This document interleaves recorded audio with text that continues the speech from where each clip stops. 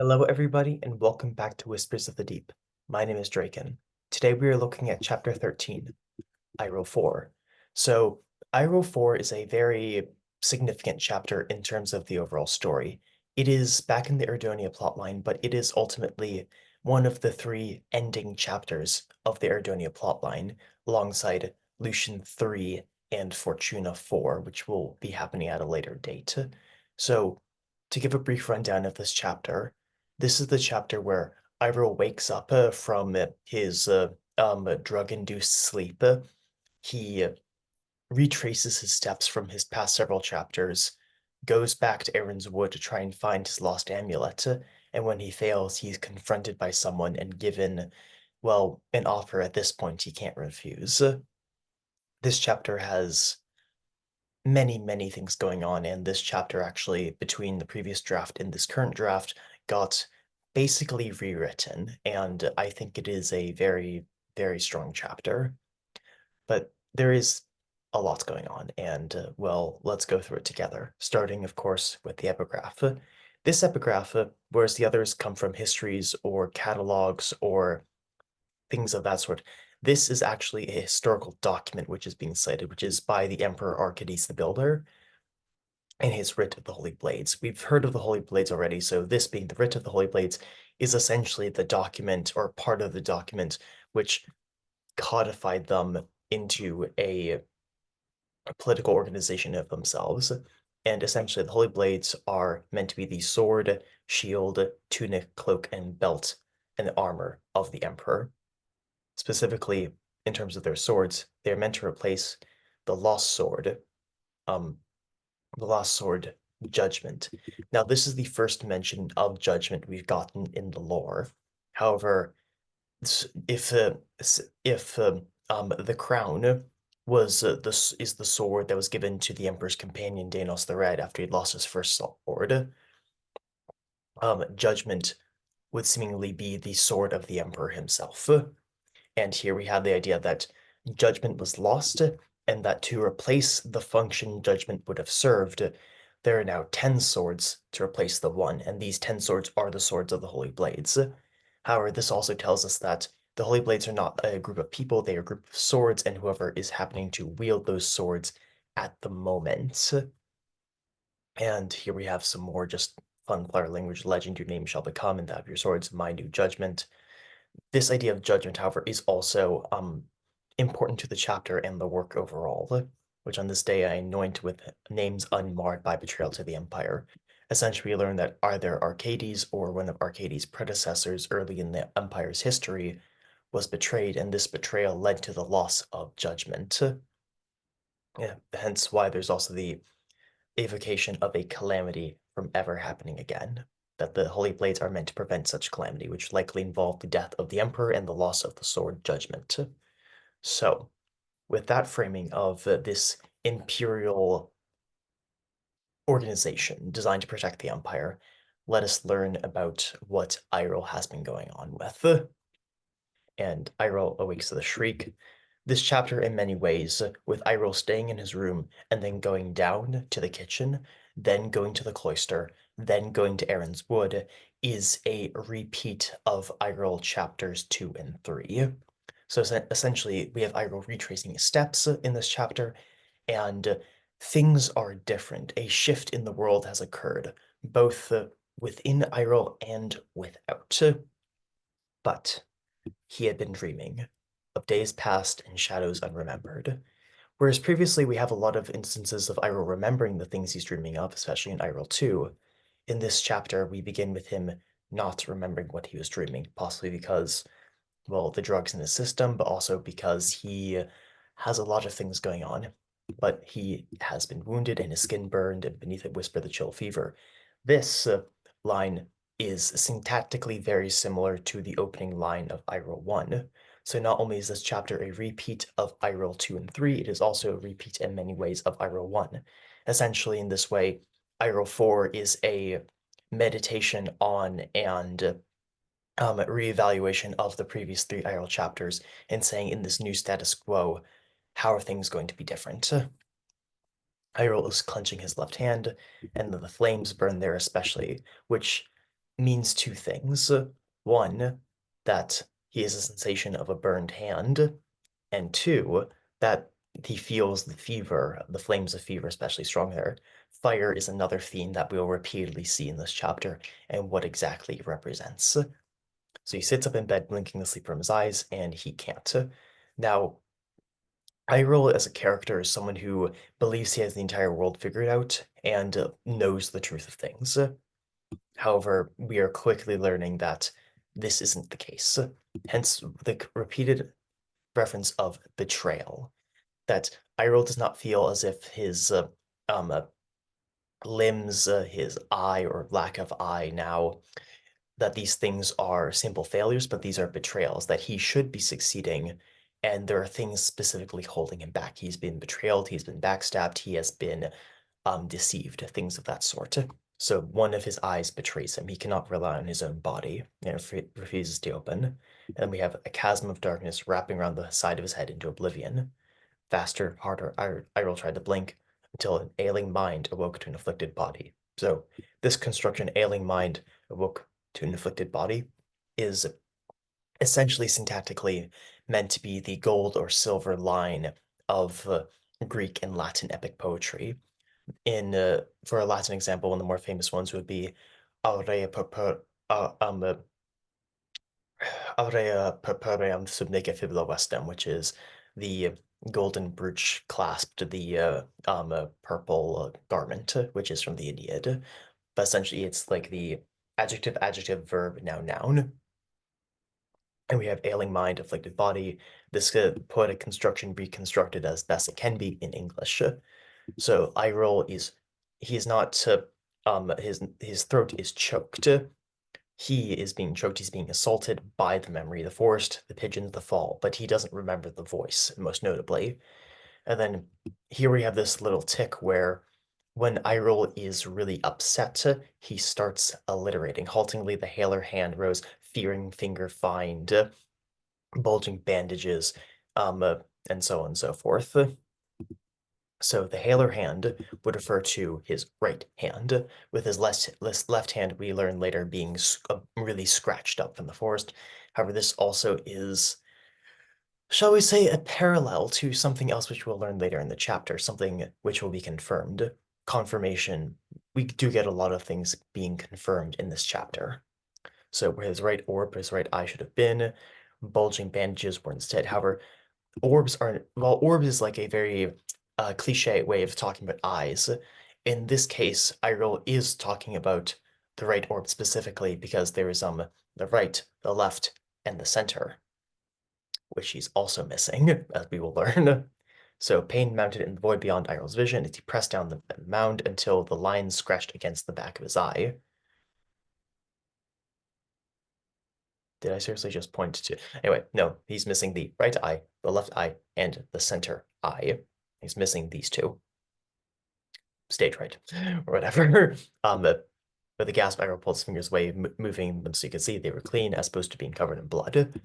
And Iroh starts freaking out. He's trying to like figure out where the lost vision is, but it's not there because he literally doesn't have the organ in his body anymore. And he sees a scroll.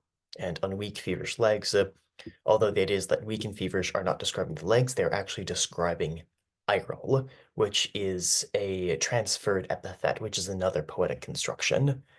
And then hands matching his feet, which would be weak and feverish hands. Aeril picks up the scroll clumsily, broke the seal, and read. The words betrayed him, though, so again, the theme of Aeril being betrayed, and he has to talk us to the side and says, I had best get used to this, which is just really painful, if you would. And then we have a note from Lucian, which basically says, I'm gone. I blame myself for what happened.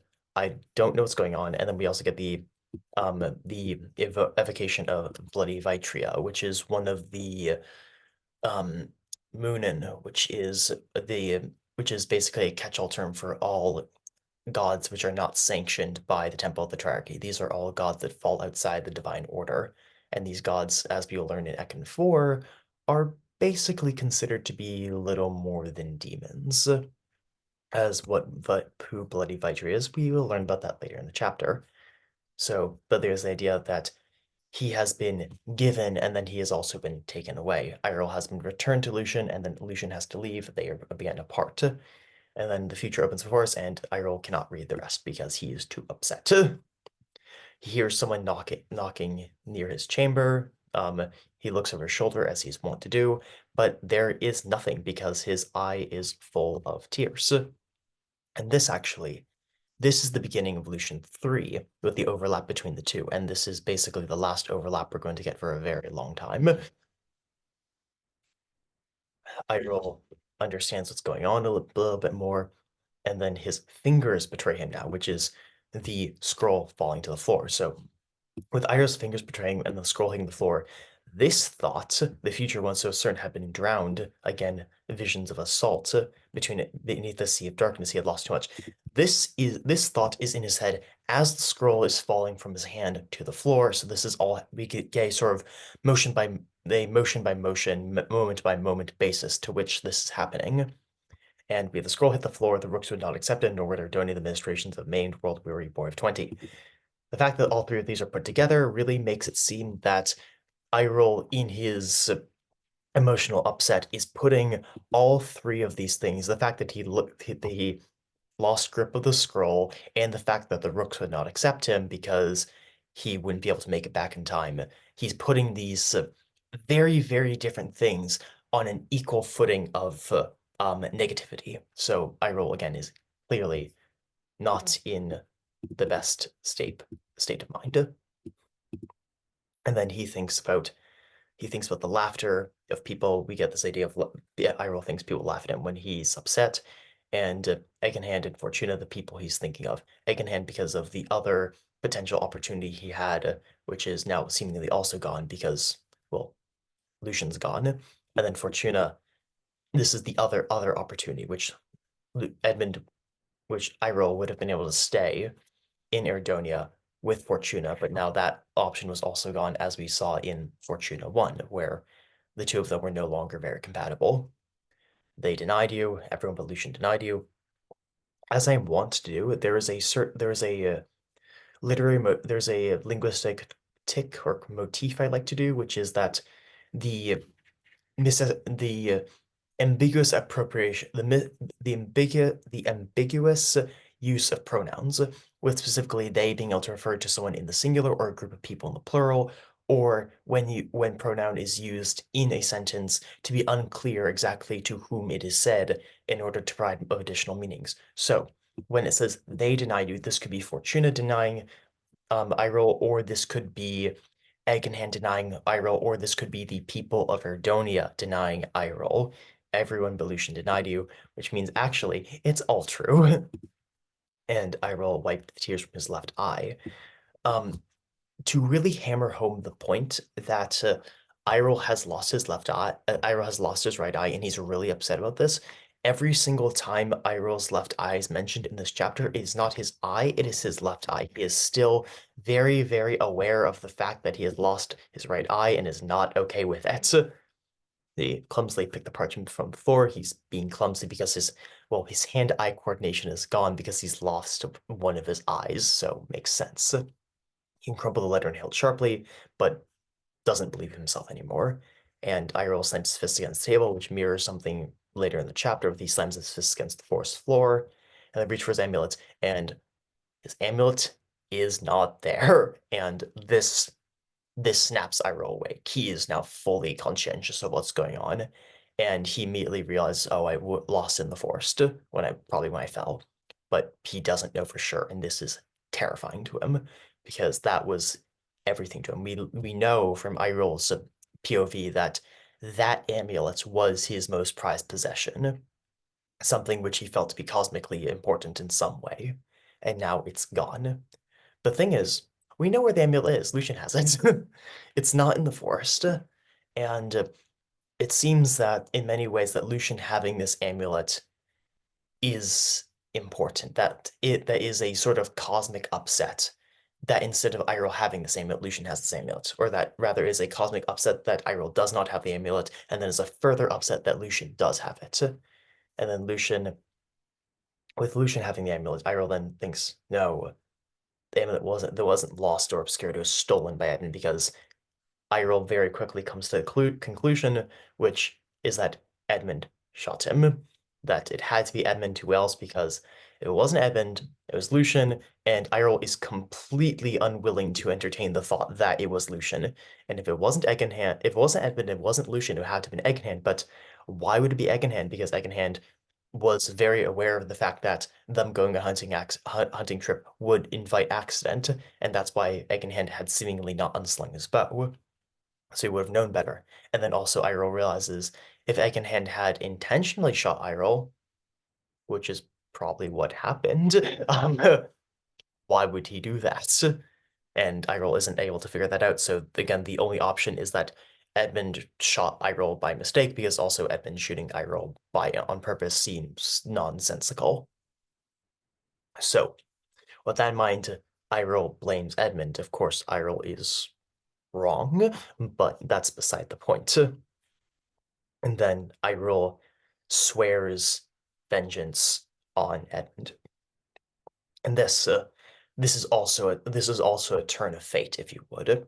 That Iroh would not be swearing vengeance against Edmund if not for losing the amulet, and he would not have lost the amulet if not for Lucian taking the amulet. So the small action of Lucian noticing the fact that Iroh's amulet and Iroh's medallion from the Rooks had different like cords around his neck made him realize that they were different amulets, which made him take the glass bead amulet, which then the one that looks like an eye, and then now that those effects have rippled out, and Iroh is now wants to kill Edmund, and here we get a very very important passage.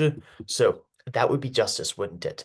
That everyone got what they deserved. That Iroh would have everything stolen, restored, and Edmund would suffer the consequences. This this is a very different idea of justice than what Lucian, Fortuna, or Edmund, or many other people have. So we get the idea from Iroh 1, what Lucian's justice is.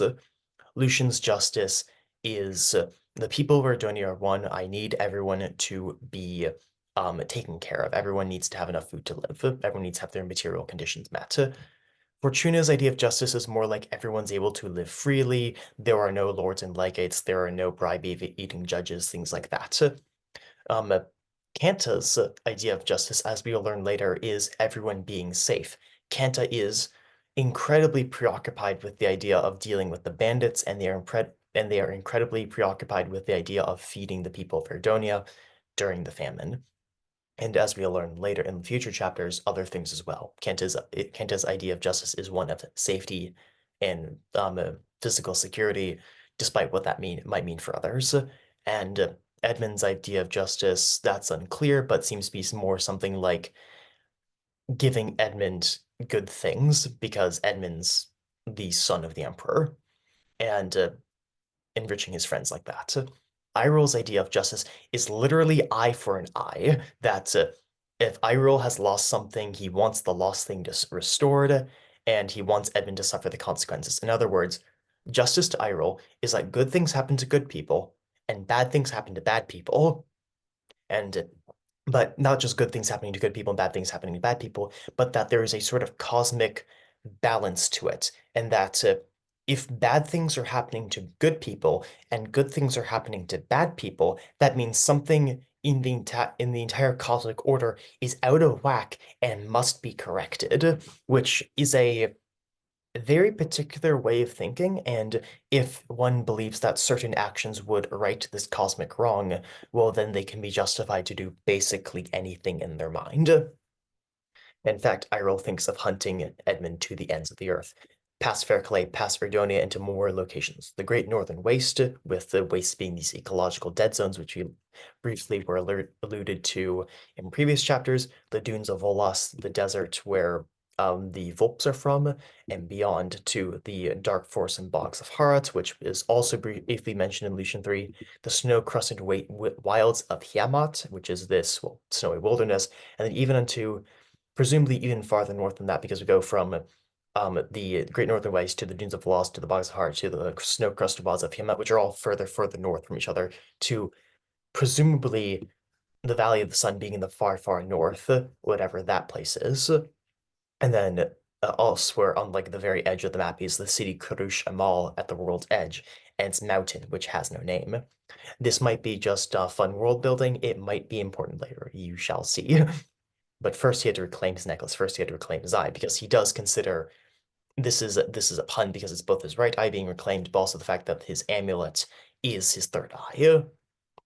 And he now has one eye instead of three. I will grab the flint and steel on top of his desk. If the layer is not meant for his left eye, then it would be for no one's. Let it go to where all burned things go. Now, as for this is a very interesting metaphysical quandary, if you would. So, in a world that believes, in a religion that believes in the afterlife, there's the question of where exactly the land of the dead is. Is it somewhere in this material reality where if you like walked there long enough, you'd get there, or like if you sailed a boat long enough, you'd get there? Or is it like, say, Valinor in The Lord of the Rings, where you could theoretically sail to it, but the geometry of the world is so arranged that you actually can't sail to it unless you know the exact way, which is similar to certain things in Buddhist mythology, if we shall say. But so that's the question. Is it somewhere you could potentially get to, but is, off the edge of the map and you can't get there without special means?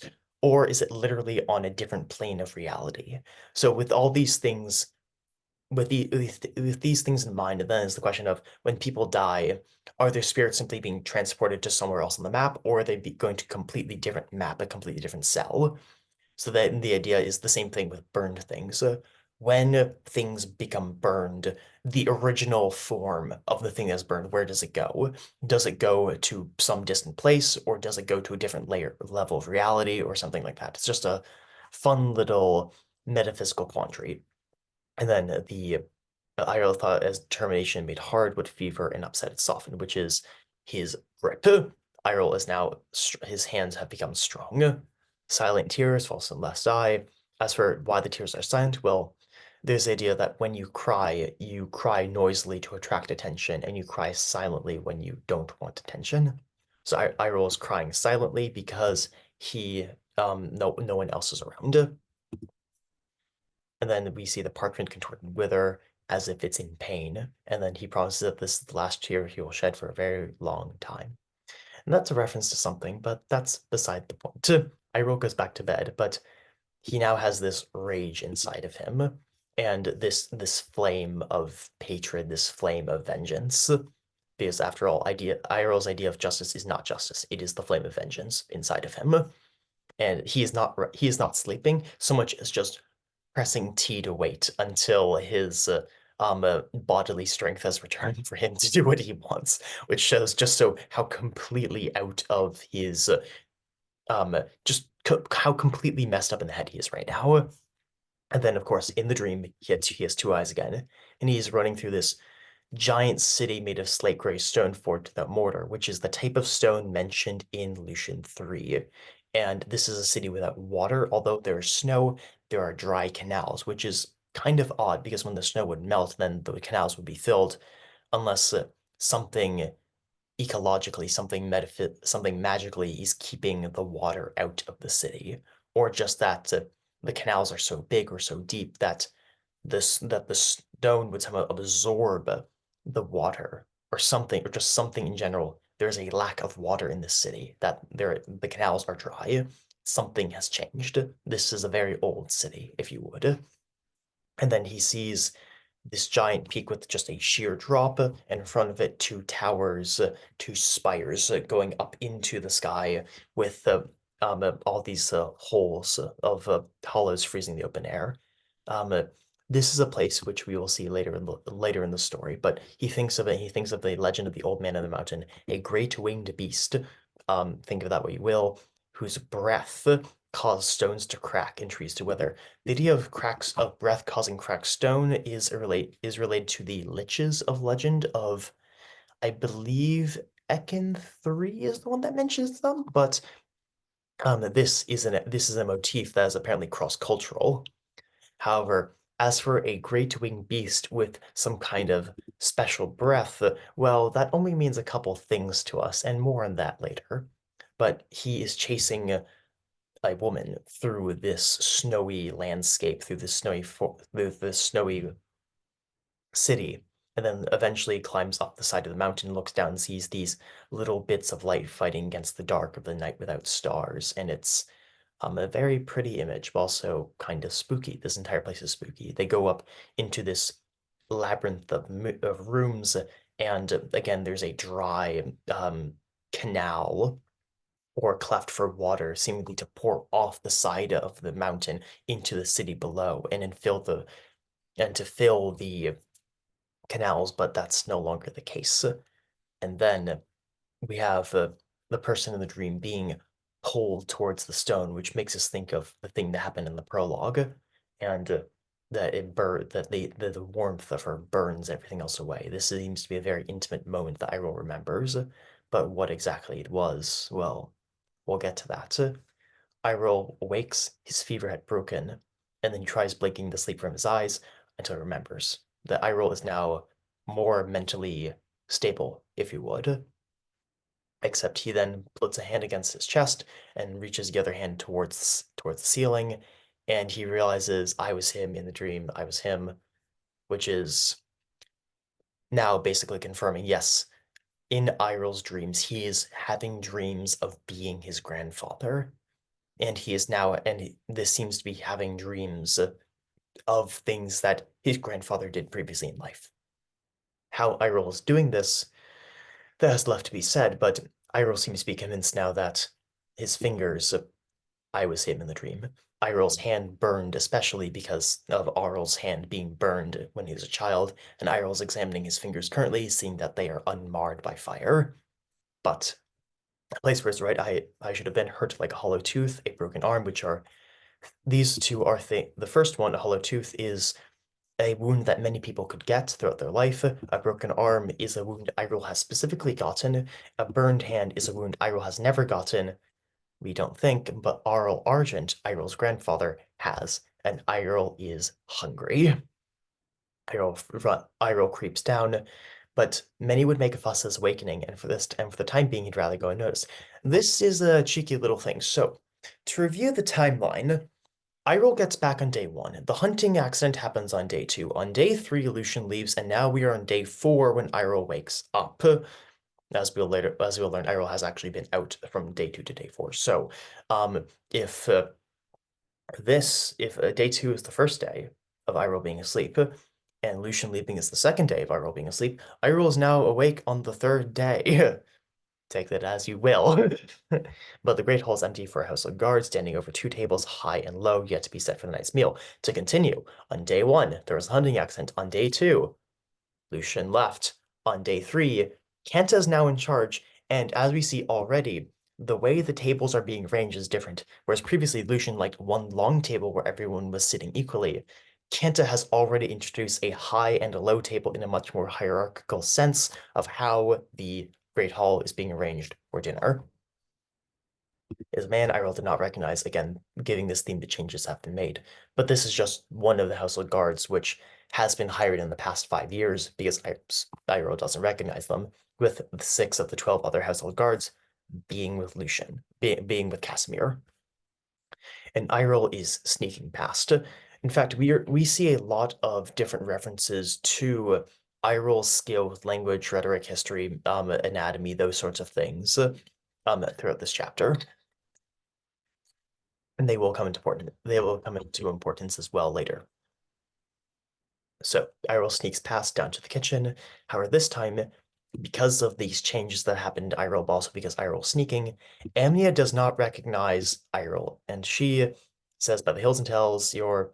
Iroh puts her fingers to her lips. "Here I am," which is another biblical reference. Here I am is the thing that prophets tend to say. But he is starving and he asks for meat, bread, and wine. This scene of Iroh eating the meat, the bread, and the wine is meant to parallel, well, a different scene of eating we saw in Ekin 3 with Corpse Hands.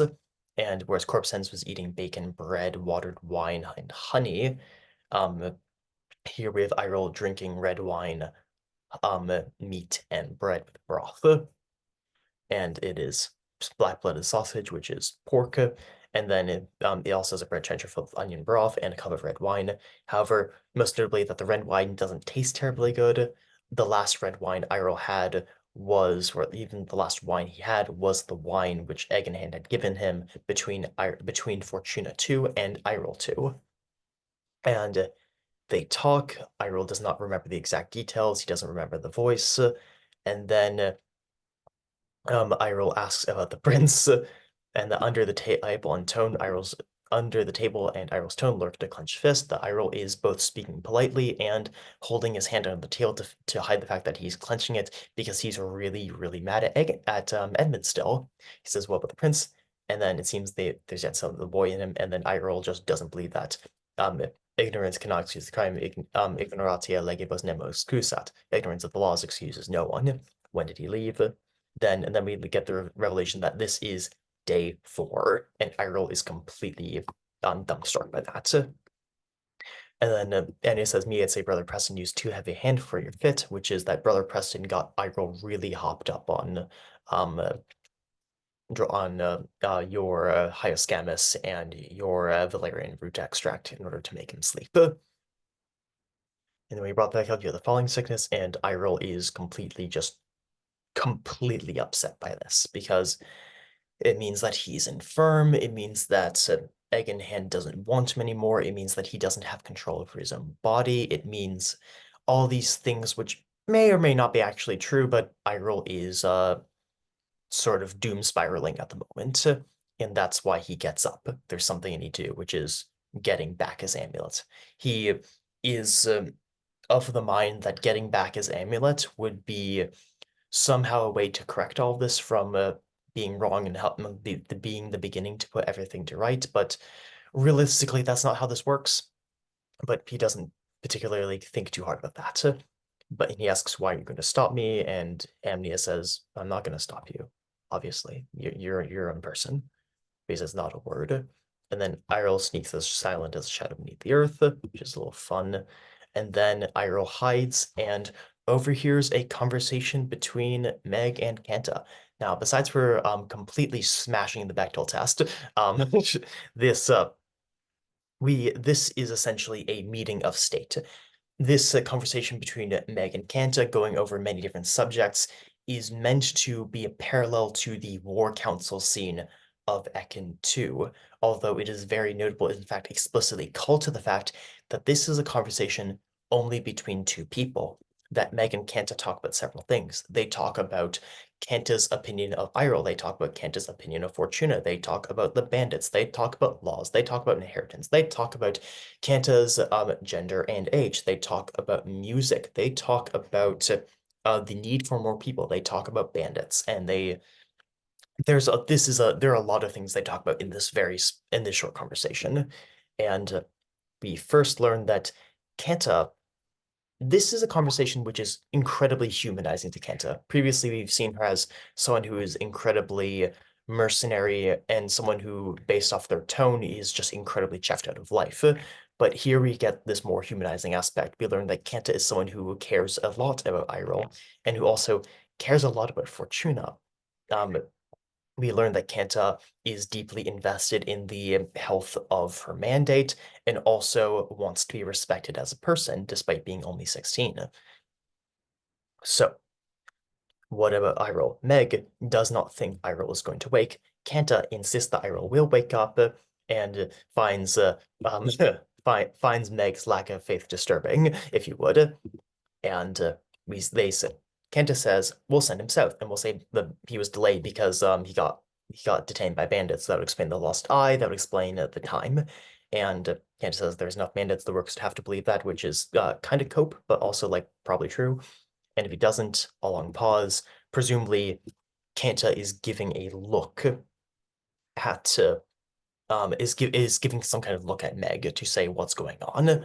And after his fall, I doubt my brother will have much interest in ruling. Iroh's breath caught his throat. Kenta may try to replace him, but Iroh realized no, he doesn't actually want to rule the mandate. Iroh might not be thinking straight, but also Iroh really hasn't shown any desire to actually be in charge of the mandate since him getting back. Like that isn't really something he's thought about in the past several chapters. But he's in fact thinking only about justice. He's thinking about revenge. And then how do you know that? This is again Kanta giving some kind of look at Meg to explain, but Iroh cannot see because Iroh is not looking at them. And then what about Fortuna? And Kanta reveals that Kenta, she thinks very highly of Fortuna. She thinks of Fortuna like brother or sister. Again, Fortuna is non-binary. It's complicated, but Kenta has complete faith in Fortuna's abilities because they, in Kanta's mind, have the same goal, which is to protect Erdonia and her people, which is not true. Fortuna's goals are more systemic, and Kanta's goals are more immediate, if you would.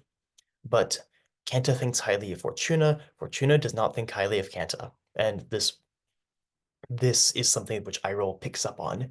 Every knee bends forward. This is another medical analogy, if you would, that essentially there are several animals like horses or rabbits or things like that where it appears their knees bend backwards, but that's not true. It's in fact a different joint in their body beside the knee that is doing that bending. It's something more analogous to a human ankle. That every knee bends forward means that although some things may seem to be the way they are in fact the exact opposite. That in fact Kanta thinks highly of Fortuna, but Fortuna does not think highly of Kanta. Kanta thinks she and Fortuna have the same goals. In fact, Kanta and Fortuna have disparate goals. Every knee bends forward. And then Iroh thinks about that Fortuna was upset, not just for Lucian's leaving, but also what it now meant, which would be Kanta being in charge. And then he runs to the other side of the doorway so he can look around and see with his left eye. And now we get more where they're sitting and more they're standing. Things about that we'll do with the coming months. And Kanta gives this brief economical metaphor now. The hour's late, but more hands besmirch few, and fewer more greatly none. Which is so to besmirch is to like put to shame. More hands put to shame the work of fewer hands. So more hands are more effective than fewer hands, but few hands are more effectively put to shame no hands, which means that the amount of utility gained from no hands to few hands is more than the amount of utility gained from few hands to more hands. So essentially, this is a statement about diminishing returns.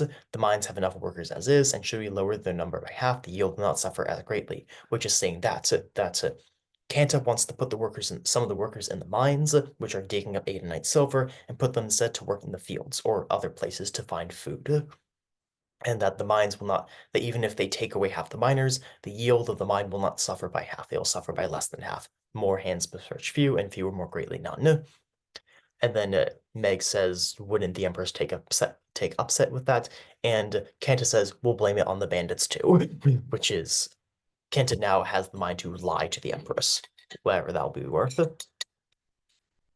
So Kenta then asks Meg about laws, and Meg asks, what do you mean? And Kenta says, should the time come, we'll harvest me the claim as ours, which is essentially inventing claims on other people's land is what Kanta is actually talking about. It seems innocent as enough, but actually he's talking about there are lands not owned by the Murulai themselves, and saying, which of these lands would we be able to requisition to gain control of their harvests? However, seeing that Kanta is saying that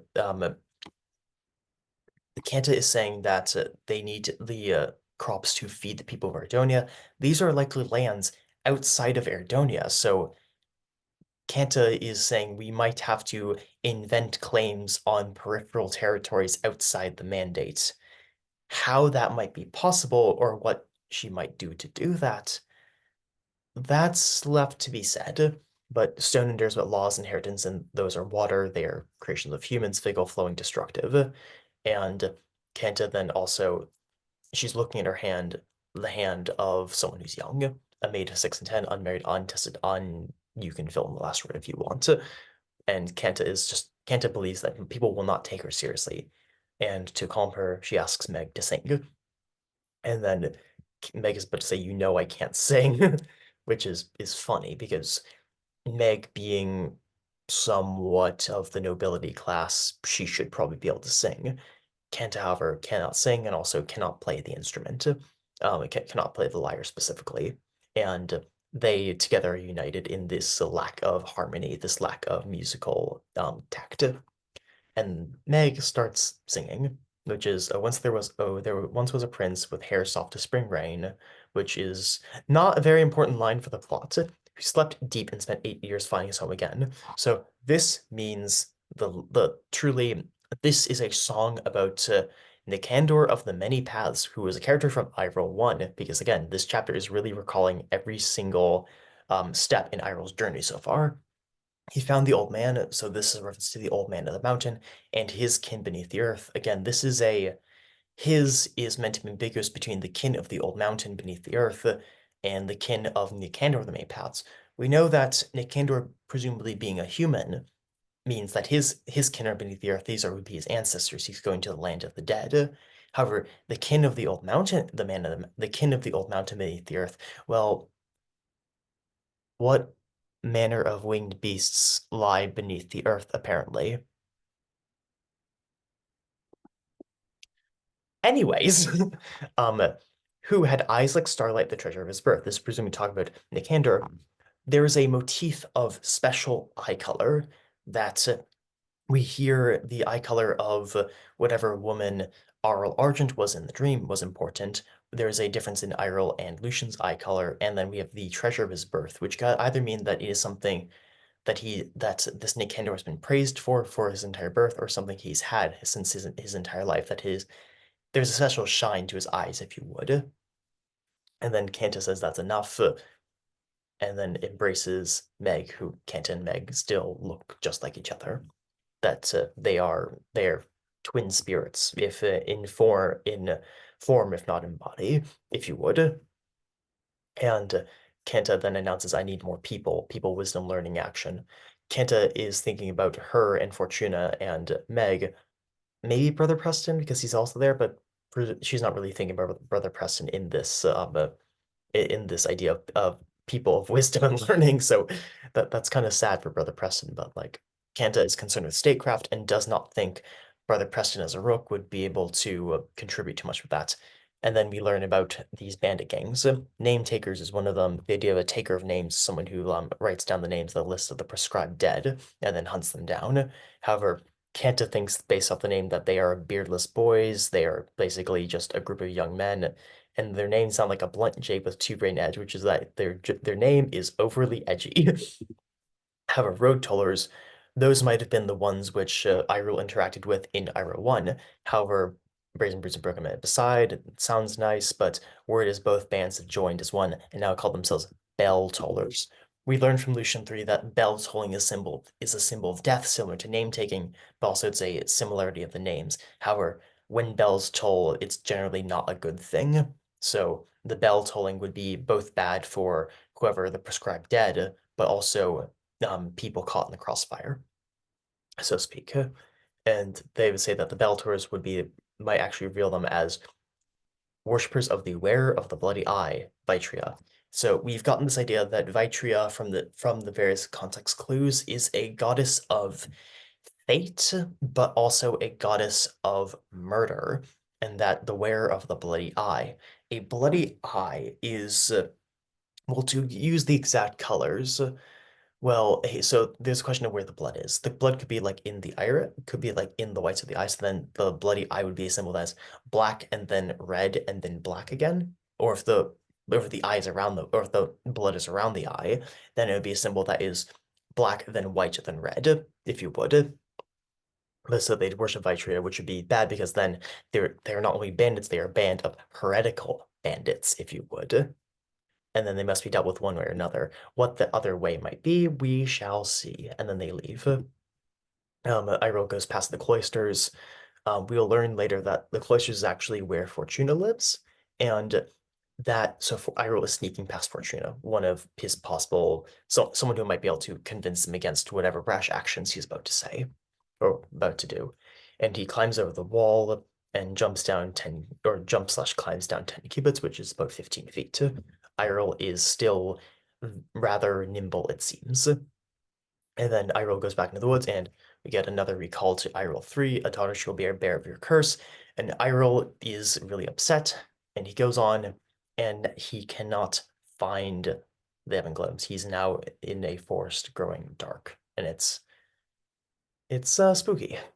He his mind goes alive with all things that like might lurk in the dark, and he picks a gray blade off the ground. Now, we learn that the sword of we learn that the crown, the sword of Danos the Red, is a steel sword, and presumably Judgment then was also a steel sword. But we will learn more about that in future times. So, but Aeril is now having a gray blade, if you would. So um he stalks toward the target, again showing a aptitude for stealth, and Aeril finds a bearded ibex and thinks of Edmund, throws the stone at the ibex and breaks off its horn, and it then really hits him that, oh, the necklace is gone. I'm never getting back. I have no idea what I'm doing, and he is just incredibly upset. But then the fire is still in him. He lunges forward and grabs the horn, and you could think he'd be like using it on himself, but no, he's just imagining it being red with Edmund's life, which is red with Edmund's blood. And he's saying justice with these, I'll have my justice, really playing home the idea that in in Iroh's mind is this conflation between justice and vengeance. But for now, this excitement has reopened his wound. He can feel his bleeding again. He has to get back. But where the paths diverged at a literal crossroads, if you would, is someone on a ride and a black rider, which is so one it's a black rider. Two, it's at a crossroads. Three, as a conversation happening at sunset, this is a with a rising wind. This is a repeat of Fortuna One, the rest of Iroh's story. So we really are having recollections to every single element of Iroh's story so far. And Egghan says, I basically knew you'd be here. And Iroh again says, here I am. What are you doing here to leave for Fair Calais and be here all the same? That's a trick I'd like to know. Now, how you'd be able to do that? How do you be able to be in two places at once? Realistically, you can't be unless you can teleport between two places really, really fast. Or maybe there's no need for that if we just think about the timing, because Lucian leaves with Eggenhand on day 3. Eggenhand is no longer with the company on day 4 when they leave from New Near Kayam to Flaughton. So, in fact, this is also happening on the evening of day 4. So it seems what Eggenhand did is that he ran around with his horse and he wheeled around and went right back towards Castle Ravencroft at dawn. But we know it doesn't take a full day to ride from New Near Kayam um uh, to Castle Ravencroft, so it seems Eggenhand has a couple hours unaccounted for, but nevertheless, it seemed he instead just went right back to Castle Ravencroft, intending to pick up Iroh somehow. And then Eggenhand asks, do you know who shot you? And Iroh says, no, I wouldn't have to know anything about that, which is the same line Edmund uses with Lucian in Lucian 3, and Iroh is lying through his teeth, which would suggest that Edmund, when he said that, was lying throughout his teeth. But also, this is important because these these conversations are happening a they're happening a day between each other because Edmund and Lucian arrive at Flaughton on day 5, and this is day 4. This is a similar conversation happening the day previously, and this is going to be one of the last times where we're actually going to get a close continuity of time between these different events happening, because after this, well, the plot lines are diverging, and we aren't going to have every single chapter happening within hours of each other anymore after this, that this really is like the end of Act 1, so to speak. And Iroh says, no, I don't know who shot me, and Eggenhand is confused by this, because it seems Eggenhand walked into this believing Iroh would know who shot him and would tell him, but Iroh doesn't tell him. So that's the question is then what was Eggenhand expecting? Was Eggenhand expecting Iroh to say you shot me? And Eggenhand would have said, maybe, I don't know. But in fact, Iroh is saying, I don't know who shot me because he thinks Edmund shot him, and he thinks Edmund shot him because he doesn't have the amulet, and he doesn't have the amulet because Lucian took the amulet, and because Lucian took the amulet because he saw the amulet. So when you put this all together, this really is how the events are being changed. That there's this idea that like if in a prophetic sense something is changing the timeline to mess with the prophecy or to mess with the course events, the causality events, this is the beginning of that to ripple out. And then Aeril again, and then Aeril says, "You came to Castle Ravencroft wanting to bring me into your service. Tell me, how did you know I would be there if you and the prince left Fairclay almost half a month before I did?" Which we had this alluded to in Lucian 2, we had this alluded to in Fortune 2, we had this alluded to in Aeril 3, this alluded to in Fortune 3, and now we have it fully said. How did you know? And then Egenhand says, "You know the answer." And the answer is obviously Egenhand was spying on Aeril. Like it's a very simple answer, but that answer then has builds a lot more questions off of that because if Egenhand was spying on Aeril, why? How long? To what end? And Egenhand says, I've been spying on you for a long time. That even if you had decided to join the Rooks, I probably would have still been spying on you and wanted to recruit you at some time, which is why, but we'll learn about that later. And then here I stand. You do seem to really helpful for one who just lost night, and then here we get this very um cinematic moment where the breeze blows between them, and you can really see Iroh looking at Lucian, or looking at Again and being like, "You still want me? I see you." And he says, "You're not actually the master in the pure hustle. That's not your real title." And then Egenhan replies with a very platonic ideal. He essentially is giving the allegory of the cave. That in the allegory of the cave, the names are the shadows, and the things the names represent are the things casting the shadows, which is this is all Plato's allegory of forms, with the forms being the shapes and the things we see in our reality being the shadows. So the names are meaningless because they are simply representations of actual concepts. And then he says, "So you spent 5 years in Fairclay. What shadows did you see? Which would be what consequences did you see? What illusions did you see? What did you see in general?" And then Iroh sees he saw injustice, he saw corruption, and people's lives being devoured for the sake of the gleaming heights of Origen's Hall, which is essentially for the heights of ambition. He's thinking of Edmund still. And the Rooks preach an ideal world, a perfect society built from perfect knowledge, which is your Econ 101ism, if you would. But was society without justice, and how can there be justice when the righteous still suffer the hand of the wicked, doomed to persist in their failure to become? He's thinking about himself, but he's also thinking about his ideas about cosmic forces, if you would. Egenhand says, "I agree," but he actually is not agreeing. He is saying completely something separate. A rot lurks within our empire, one that would, like a wound gone bad, threatens our entire way of life, should not go removed. Iroh has demonstrated at this point that he is incredibly vulnerable and is also at a point in his life where he is very impressionable in terms of ideas, and Egenhand is basically saying, "What if I told you everything wrong in society is the result of something which my organization is trying to correct?" This is in no short, in no false terms, in no way to be denied. This is a story of Iroh getting radicalized. This is Iroh being convinced by Egenhand, my job is essential for preserving the empire, and you will need to be a part of it. And will you join us? And they do as the Emperor's Nails want to do, scratch. And then Egenhand appeals to Iroh's sense of a deontology, and then promoting even greater good. As the greater good, well, that's also a rather dangerous statement. This really is, Iroh really is like any percenting the joining some kind of nefarious group for while being radicalized. And the greater good is the peace of the gods, the Pax Deorum of Roman civics. The safety of the empire and the people maintained by us and us alone. And we learned that the couriers, electors, and the temple ordinators, which all have like secret groups inside them, they are apprentices playing a game which takes lifetimes to master. And the Holy Blades also are playing this game, but whatever organization Egenhand is doing, it seems they're the ones who are really in charge of the secret matters of the Empire, if you would. That they are some kind of organization above and beyond the couriers, electorials, the temple ordinators. They are something which truly keeps the peace of the Empire, whatever that means.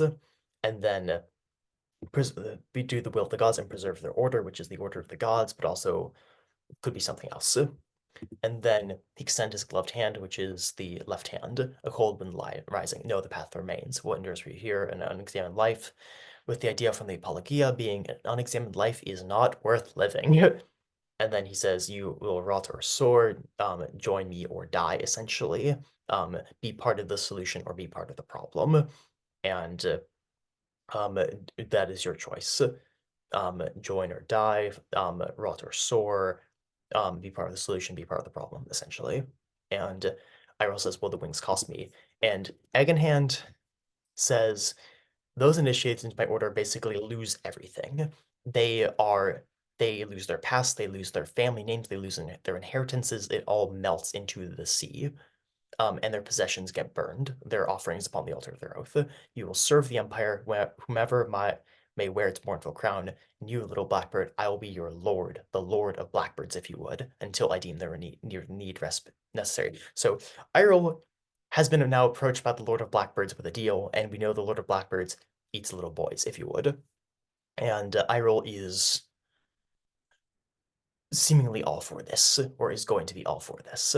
But also this idea of joining an organization and then having your entire identity stripped away. This is a cult. Like this is Iroh being propositioned to join a cult. Let's be very real about it. This is Iroh being radicalized and propositioned to join a cult to do some kind of end which will result in great ill for him or others. And Iroh is completely hooked. He's completely caught by this. But he still says, "You call little, while others would offer much." And then Egenin reveals that the Rooks would also have asked Iroh to basically forsake um his obligations to his family or his obligations to his ancestors as to join, because the Rooks are a religion that worship the yellow heron. A cult of ancestor worship does not matter to them, and therefore familial obligations to people outside the Rooks does not matter to them. There's nothing for you but bones, that which does not have life. With me, you'll find life, honor, truth. And then Iroh sees people basically saying, go on, there's nothing you can do," pleading for a world which could not come, pleading that Iroh would stay, or pleading that Iroh must go. So Iroh is essentially having this sort of vision of the people in his life that are important to him saying, "Go on," or "Stay." And then Iroh says, "I can't stay." But either way, it means the same thing, that Iroh must go.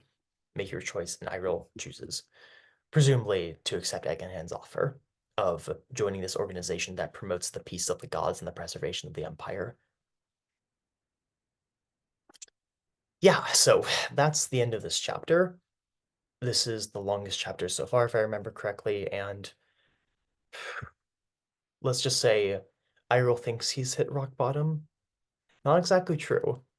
More on that later, but the next chapter is Ekin 4, which is the more or less the end of the Green Navria sub arc. Anyways, that's all for now. I will see you all later. Bye.